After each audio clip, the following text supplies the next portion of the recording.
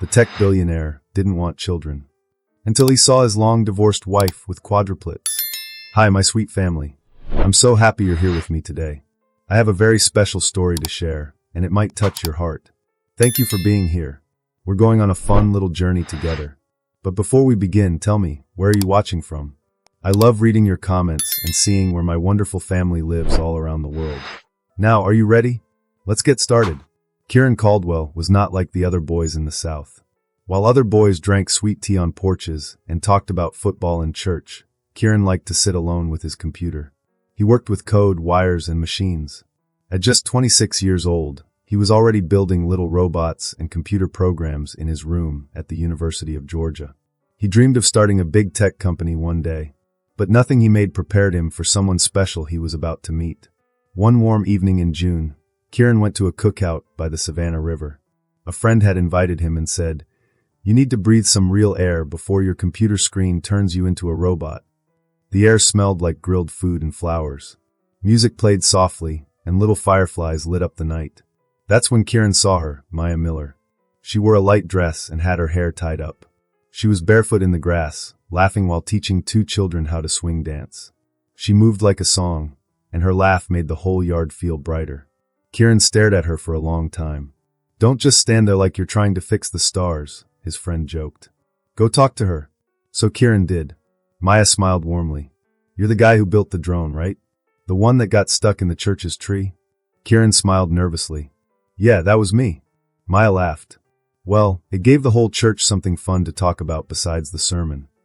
Kieran laughed too, and for the first time in a long while, he felt relaxed.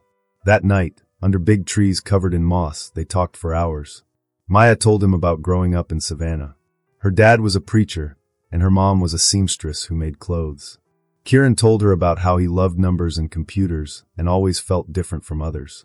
"I don't think you're out of place," Maya said kindly. "I think you're just meant to create a new kind of music." No one had ever said something like that to him before. They met again the next day, and the next. They walked by the river, ate ice cream, and went to the bookstore where Maya worked. They even explored old buildings. Kieran saw machines and ideas, and Maya saw beauty and stories. They didn't always agree. They argued about music, food, and even if ketchup belonged on grits. But every little fight just made them feel closer. One night, in the garden behind Maya's house, Kieran kissed her. The night was warm, and Maya had jasmine flowers in her hair. The kiss was gentle and full of feelings. Maya touched his cheek and said, "I knew you had a soft heart in there." Kieran whispered, "I think you just found it." They fell in love quickly, not because they were rushing, but because it felt right. Maya's parents, Elias and Nora, were not sure about Kieran at first. He didn't know how to grill and always talked about computers. But when they saw him help Nora carry groceries and fix the church's sound system, they began to like him. Maya loved him, and that was enough. By spring, they were planning a small wedding.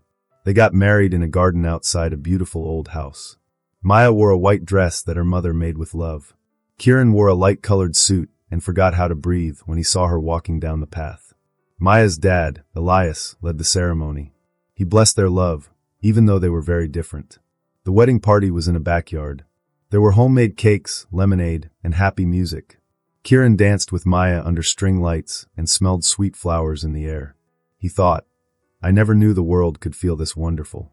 They went to Asheville for their honeymoon and stayed in a little cabin. They made pancakes on rainy mornings and walked on quiet trails.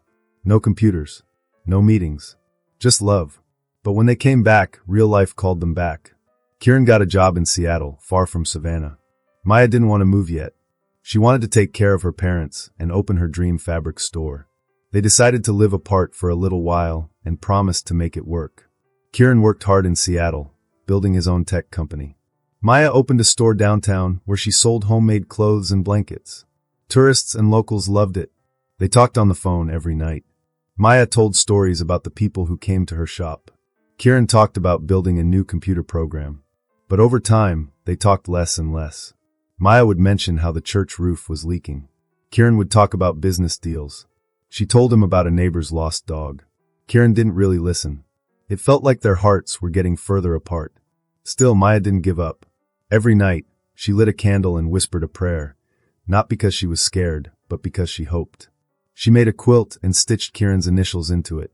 She believed love was stronger than distance. Kieran, sitting high up in his office, looked out the window at the city and wondered, is success worth this quiet emptiness? Then one day Maya called. Her voice was soft and happy. Kieran, she said, I'm going to have our baby. Kieran was sitting alone in his office. Big shiny buildings glowed outside. When Maya said baby, it echoed in his head like a word he didn't understand. You're sure? He asked. Yes, she said gently. The doctor confirmed it. I'm okay. I just wanted you to be the first to know. Kieran held his head. He wasn't angry. He was scared. His chest felt tight. He told her congratulations and said he'd call back later. Then he just sat there in silence for hours. That night, he didn't sleep. Kieran had never thought of himself as a dad. Not because he didn't care, but because he liked having control over things. Babies were messy. Life with a baby was full of surprises. He tried to believe he was just shocked, that soon he'd feel excited. But days passed and he didn't call much. Maya noticed.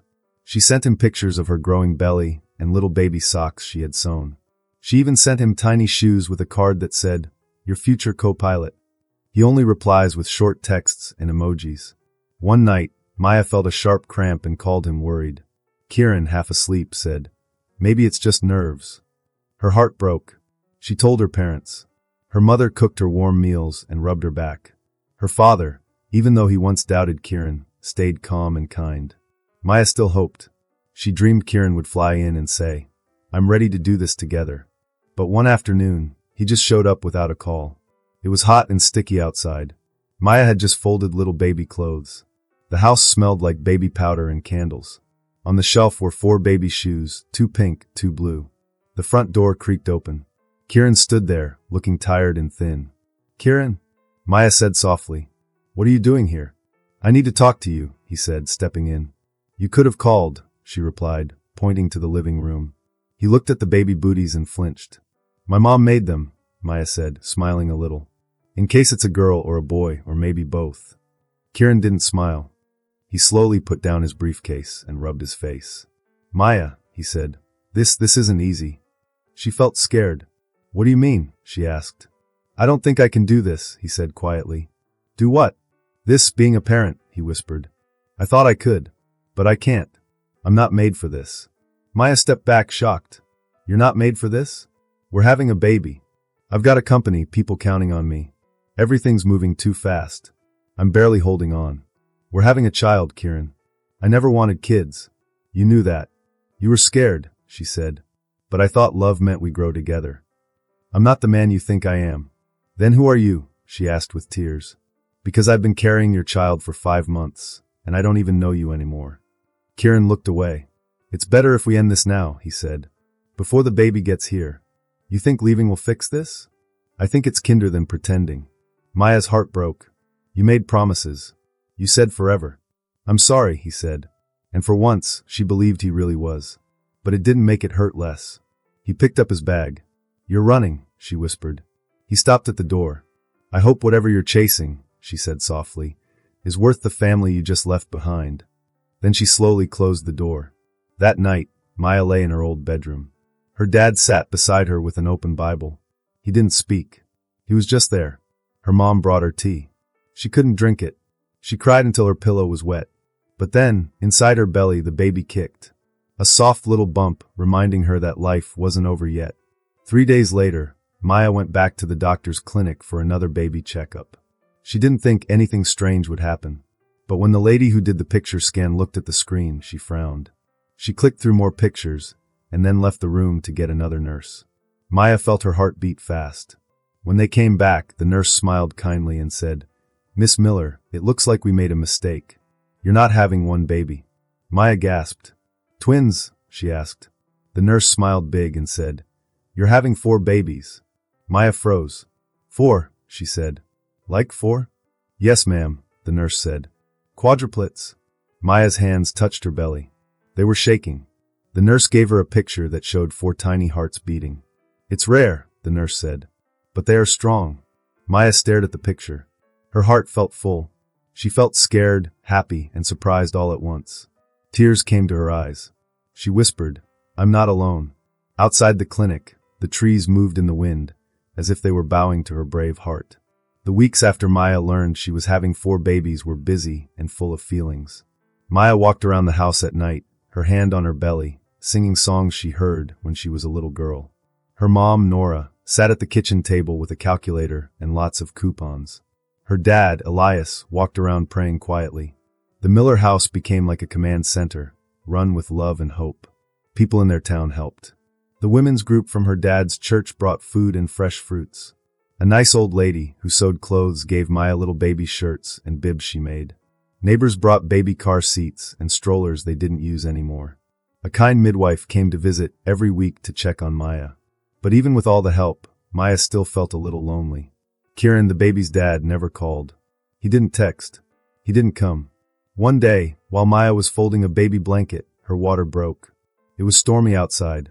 Rain hit the windows and thunder shook the sky. Her mom helped her. Her dad grabbed the hospital bag, which had been packed for weeks. At the hospital, the nurses worked fast. Quad delivery, one nurse whispered to another, her eyes wide. After many hours, the room filled with tiny cries. Luna was born first. She had soft hair, wide eyes, and a strong heartbeat. Finn came next. He had little fists and a loud cry. Amelia was born after him. She was small but held Maya's finger tightly. Last came Jace. He was the tiniest and had a high cry. Maya cried as she held them. Not because she was scared. Not because she was hurt. But because she was full of love. "They're perfect," she said, her voice shaking. All of them. The next 6 weeks were spent in the NICU, a special hospital place for small babies. Maya learned how to check their breathing and feed them. She whispered prayers over their little beds. Her mom helped a lot. Her dad slept in a chair at the hospital. Maya sang songs, kissed her babies, and read stories to them.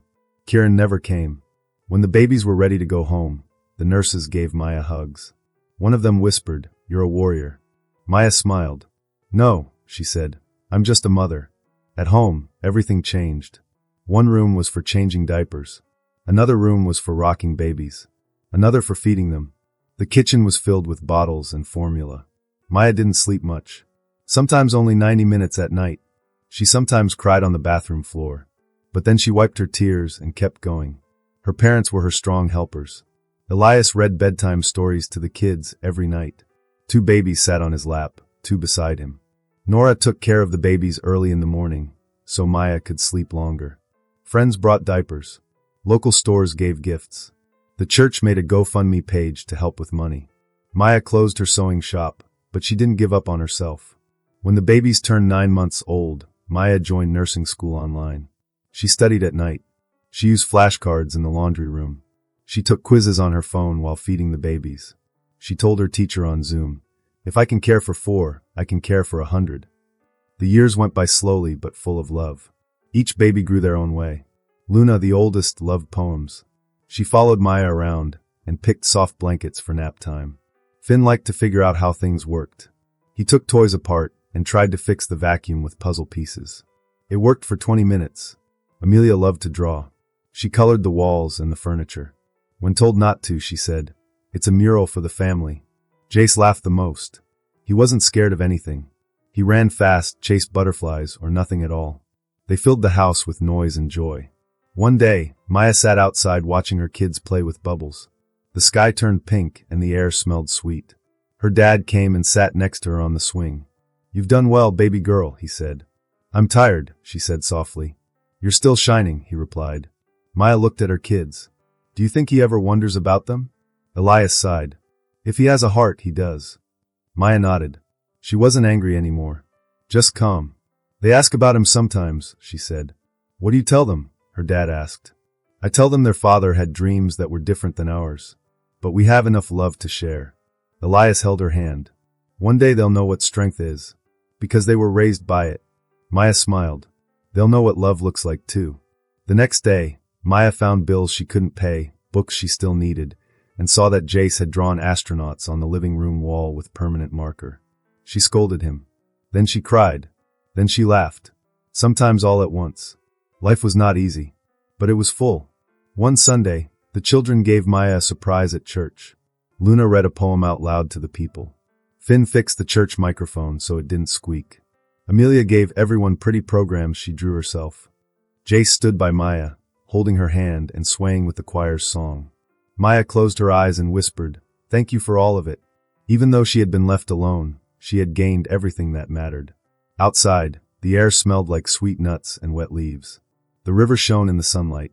People walked on the brick streets drinking coffee and taking pictures. Kieran Caldwell stood on the corner of Broughton Street. He fixed his jacket and felt nervous.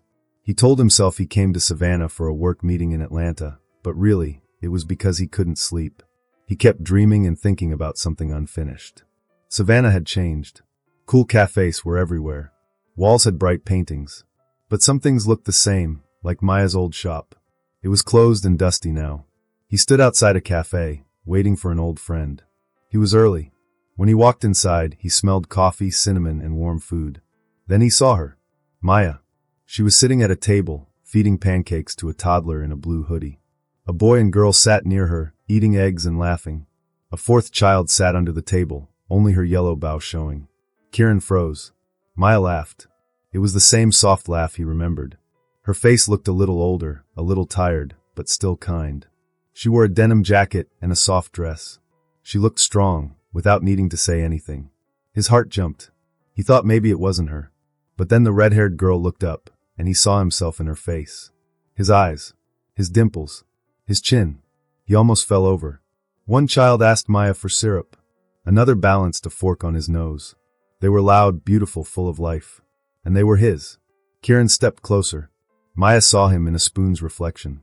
She stood up fast, standing between him and the kids. "Kieran," she said, her voice calm but cool. "Maya," he said. "Hi." The red-haired girl looked at him. "Mommy, who's that?" Maya gently said. "Just someone I used to know." Kieran took a deep breath. "Can we talk, please?" Maya looked at his face for a long moment. Then she nodded to an empty chair. "Talk then."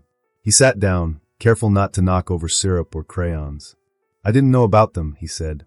Maya's eyes got sharp. "You didn't want to know." "I swear," he said. "I didn't know there was more than one. I didn't even know you kept the pregnancy." "You didn't ask," she said quietly. The kids watched. Jace tilted his head and asked Amelia, "Is he a stranger or a friend?" Amelia said, "He's probably both." Maya told Jace, "Eat your pancake, baby." Kieran couldn't stop looking at them. They looked so much like him. "They're beautiful," he whispered. "They're strong," Maya said. There was a long silence. "I was a coward," Kieran said. "I was scared. I didn't think I could be what you needed.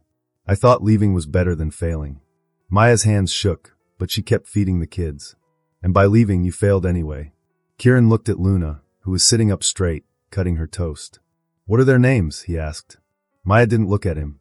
Luna, Finn, Amelia, and Jace. He repeated the names softly, like he wanted to remember them forever. "I never stopped thinking about you," he said. "But I didn't think I had a right to come back." "You didn't," she said. "But you're here now." Jace climbed onto Maya's lap and rested his head on her chest. Amelia gave Kieran a crayon and asked, "Do you want to draw?" Maya didn't smile, but she let out a small sigh. "They don't know who you are," she said. "They've grown up with love and care." Kieran nodded. "And I won't take that away. I want to understand. And if it's okay, I want to be part of their lives." Maya looked at her children. They were her whole world. Then she looked at Kieran, the man who had missed everything. "Why now?" she asked. "Because I saw you," he said. "And I saw what I could have been a part of. For the first time, I knew what I lost." "You didn't lose anything," Maya said quietly. There was a long silence. Then she added, "We can talk. But not here. Come to the riverfront after school." Kieran nodded, his voice soft. "Thank you." Maya turned back to the kids. She helped them clean their hands with napkins and gather their backpacks. As they left, Luna grabbed one of her hands and Jace took the other. Before walking out the door, Maya looked back once. Kieran was still sitting there, staring at the spot where she had been. Later, at the riverfront, the water sparkled in the sunset. It looked like the river was keeping its own secrets. Kieran stood near the edge, his hands in his jacket pockets. A gentle wind blew through the trees. It reminded him of the past, of walking with Maya, of laughing together, and the smell of flowers. He heard footsteps behind him and turned around. Maya was walking toward him. Her dress moved in the wind, and she wore a jacket over her shoulders. The children weren't with her. Her face was calm, but he couldn't tell what she was thinking. "You came," she said. "I said I would," he replied. They stood in silence. The river made soft sounds nearby. Maya stood next to him. Not too close and not too far. You said you didn't know, she began, looking at the water. About the babies. About what happened after. Kieran nodded. I swear I didn't know. I thought you had moved on. I thought you didn't want me in your life. Maya tilted her head. I did. For a long time. He looked at her. And now? She sighed. I'm not sure. But I know the kids deserve to hear the truth. And maybe I do too. Thank you for giving me a chance, Kieran said. Don't thank me yet, she replied. I'm still not sure what this is. They walked past the old bookshop. They passed a quiet bench where Kieran once kissed her on the cheek before he asked her to marry him. Memories came back like little lights floating in the air, warm and far away. I was angry for years, Maya said suddenly. But mostly I was sad. I believed you would choose us. Kieran looked down. You were right to be angry. I don't want an apology, she said. I want honesty. I want to know what changed. Why now? Kieran stopped and answered. I got everything I wanted, awards, my name on buildings. But every night, I came home to silence. No laughter. No little feet running around. Nothing to slow me down. He looked at her. Then I saw you with them. And I realized I've been hungry inside for years, and I didn't even know it. They stood quietly. Maya placed her hands on the railing. They're good kids. Luna reads big books. Finn takes things apart and puts them back together. Amelia sells her drawings at school. And Jace, he wants to be a doctor. He helped a neighbor with a scraped knee and asked for gummy bears as payment. Kieran laughed softly. I'd give him a whole box. You missed everything, Maya said, turning to him. First steps. First words. Sick days. School projects. Hugs. The hard days and the happy ones. I know, Kieran whispered. And I'll never get them back. Maya watched him. She waited for him to make excuses. But he didn't. I don't expect you to forgive me, he said. But I'm here now. And I'm staying. Not just for them, for you too. If you'll let me. Her eyes sparkled in the fading light, but she didn't blink. Do you know what trust is, Kieran? She asked. He nodded slowly. It's what I lost. No, she said. It's what you gave up. They kept walking. At the playground nearby, they heard laughter. Mommy, for little voices called out. The children ran to her in a blur of bright colors. Finn got there first, out of breath. Jace had fallen but laughed when Amelia helped him up. Luna held a feather high. It's from a hawk, I think, Luna said. Maya knelt down. That's wonderful, sweetie. Where is the feather now? In my hair, Luna whispered. Just like yours. Maya smiled and kissed her head. Kieran stood still watching. Jace came over with a scraped knee and a juice box. Hi again, mister, he said. Maya stood up. This is Kieran, she told the kids. He was very important to me a long time ago. Finn tilted his head. Like a prince who went away. Kieran bent down, his voice soft. More like someone who got lost and took too long to come back. The kids looked at each other. Did you know about us? Luna asked. No, Kieran said honestly. But I wish I had. Jace gave him the juice box. You can hold this if you want. Kieran took it gently. Thank you. Amelia tugged on his sleeve. Do you like pancakes? I do, he said. She nodded. You can sit with us next time. If Mommy says yes. All eyes turned to Maya. She gave a slow, careful nod. That would be nice, she said. Later that evening, back at home, Kieran sat on the porch steps while the kids played inside. Maya brought 2 mugs of tea outside. The porch light made her face look soft and warm. Your mom is coming by tomorrow, she said. She might give you a hard time. I deserve it, Kieran said. Maya sipped her tea. So, what do you want from the kids? Nothing, he said. Just a chance to be in their lives. To make them laugh. To be there. To listen. She looked at him. And from me? He took a breath. A chance to show you I'm not the same man who left. She didn't answer right away.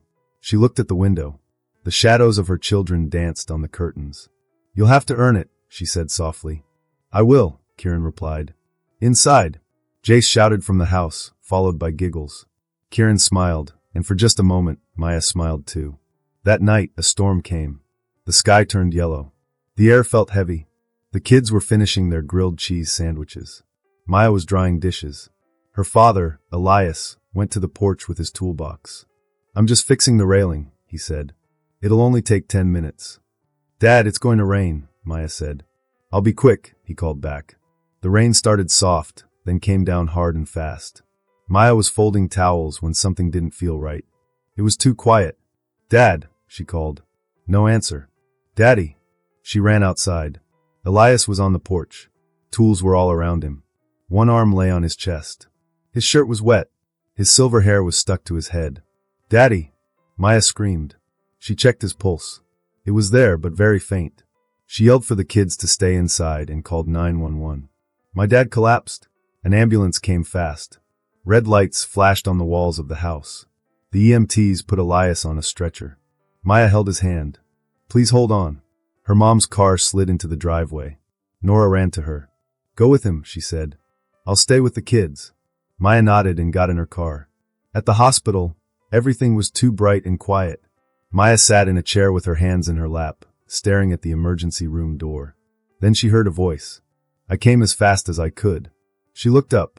It was Kieran. He was wet, his tie loose, his face worried. Nora called me, he said. Maya didn't speak, but she didn't ask him to leave either. He sat beside her in silence. I'm here, he whispered. You're not alone. Time passed slowly. Nurses walked by. Maya pressed her hands to her mouth to keep from crying. Finally, a doctor came. He's stable, the doctor said. It was a small heart problem. He'll stay overnight. But he'll be okay. Maya let out a deep breath. Thank you. Kieran touched her shoulder. You did everything right. She looked at him. Her eyes were full of tears. I thought I was going to lose him. I know. A nurse showed them to Elias's room. Kieran followed without saying a word. Maya sat by her dad and brushed his wet hair back. Elias opened his eyes. Are you crying again, girl? Maya laughed through her tears. Not anymore. You called him? Elias asked, looking at Kieran. Maya shook her head. Mom did. Elias looked at Kieran. Then he gave one small nod.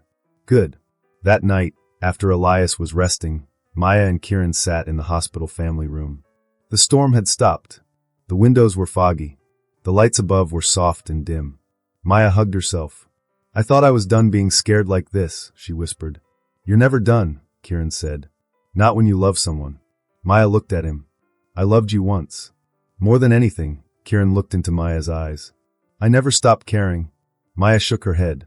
Don't say that. Not now. I have to say it, he spoke kindly. I've made so many mistakes, Maya. But coming back here was the first thing that felt right in a long time. Sitting here with you, I know now. I'm not leaving again. Maya looked at him for a long time. Her face changed a little, not smiling, not ready to forgive, but she could see he was telling the truth.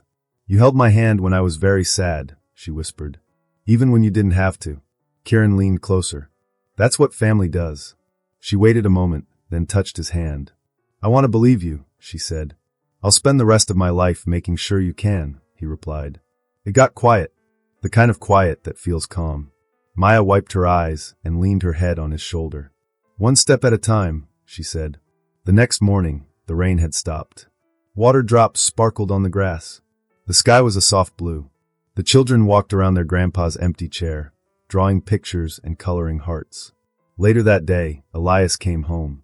The kids hugged him and showed him their glitter art. Kieran stayed the whole time. He helped. He didn't talk too much, he just did things. He carried groceries, took out the trash, read to Jace at nap time, and fixed the dripping sink. That night, after everyone went to bed, Maya stepped onto the porch. Kieran followed her, holding 2 cups of coffee. She looked up at the stars. You're not the same person you used to be. Kieran stood beside her. You're not either. They didn't kiss. Not yet. But when he said goodnight, Maya said softly, see you tomorrow. He smiled. Every day I'll be here. Kieran came early the next morning.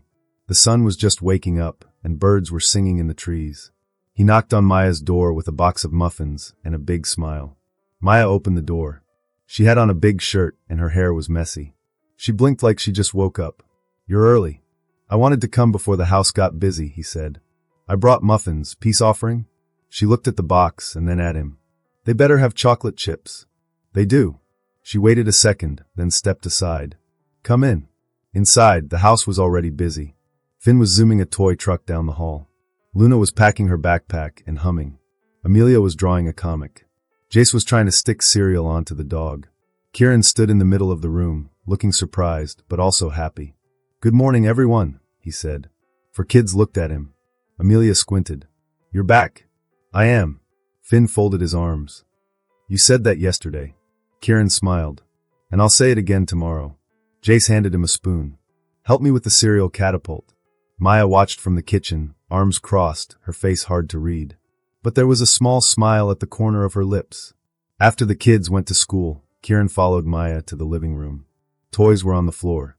Clothes were folded on the couch. The house felt full and real.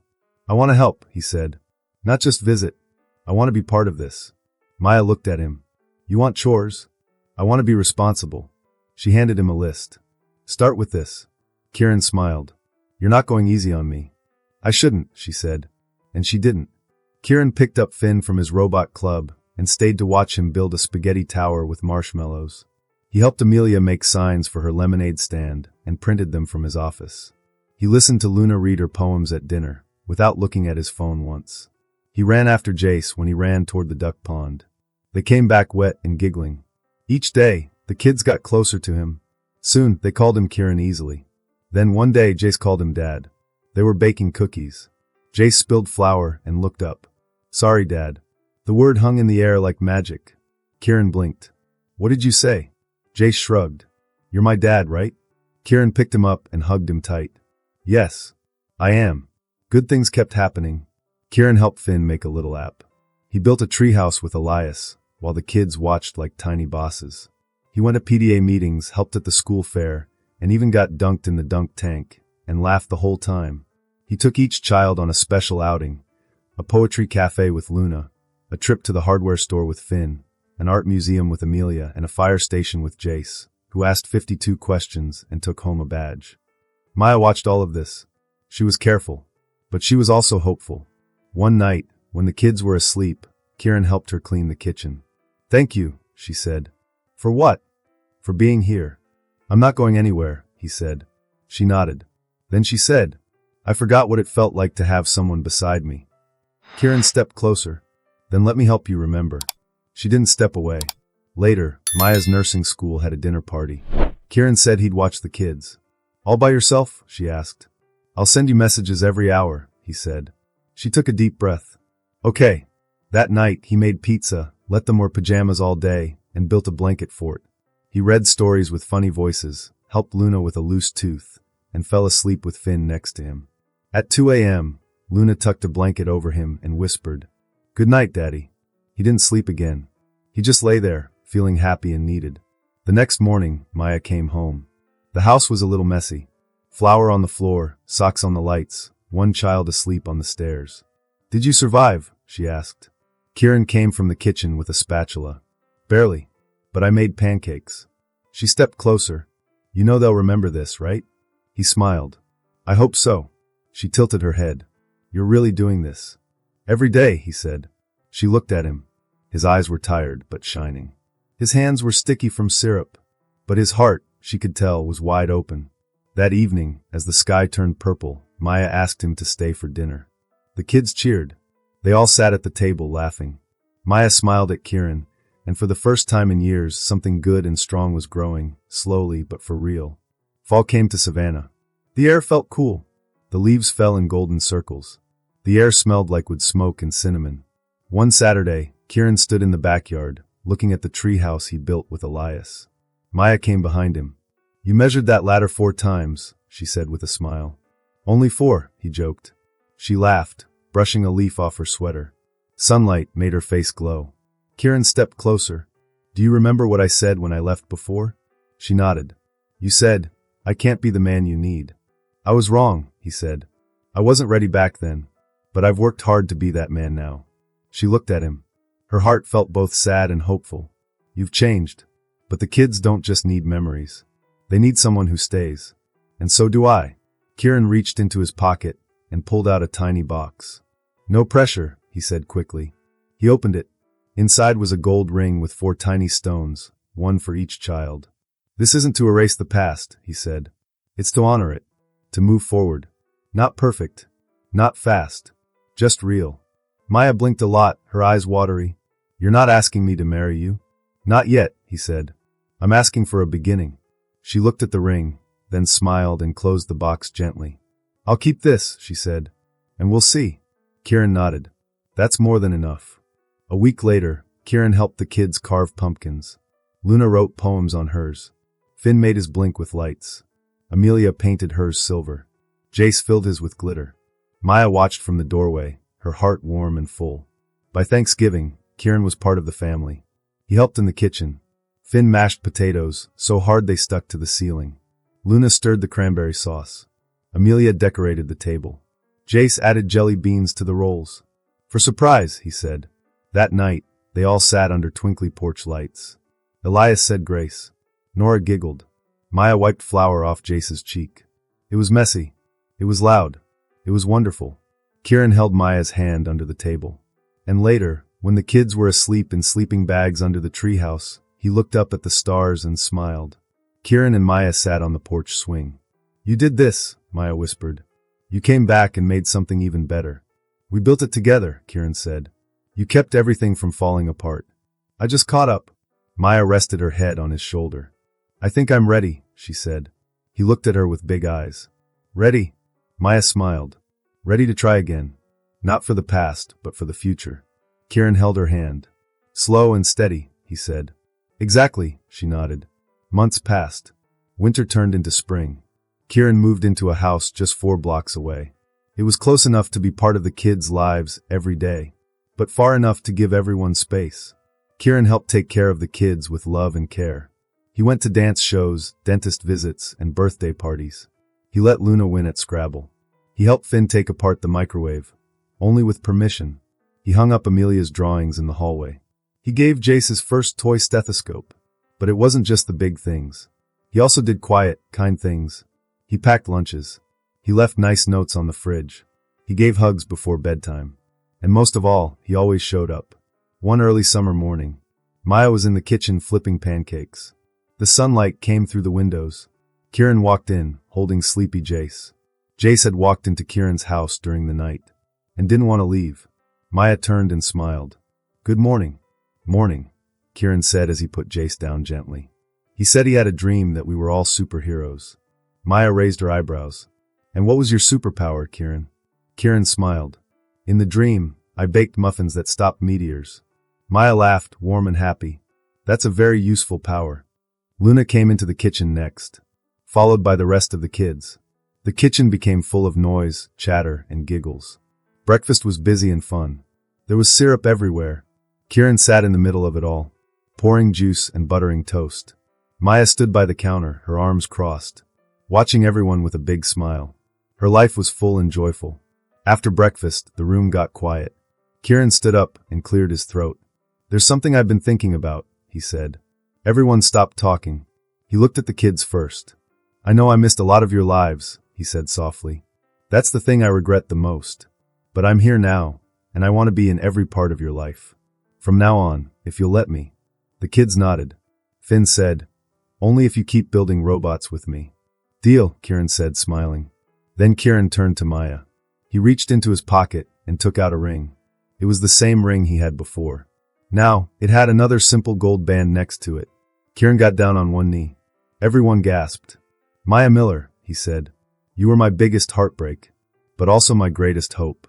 I love you, not just for who you were, but for who you've become, and for what we are together now. Will you marry me again? Maya's eyes filled with happy tears.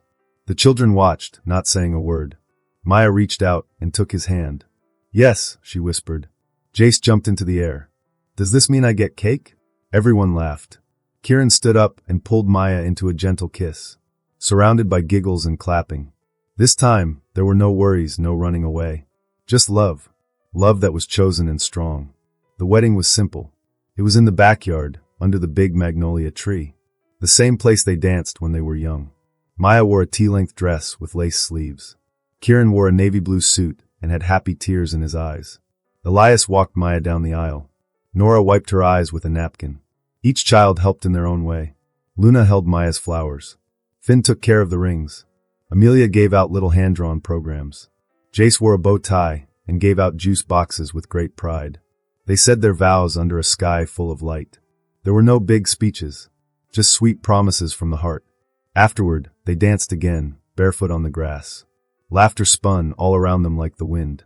When the night got quiet, and the kids were sleeping on blankets under the treehouse, Maya and Kieran stood together on the porch, holding each other close. Home, Maya whispered. Kieran kissed her forehead. Always.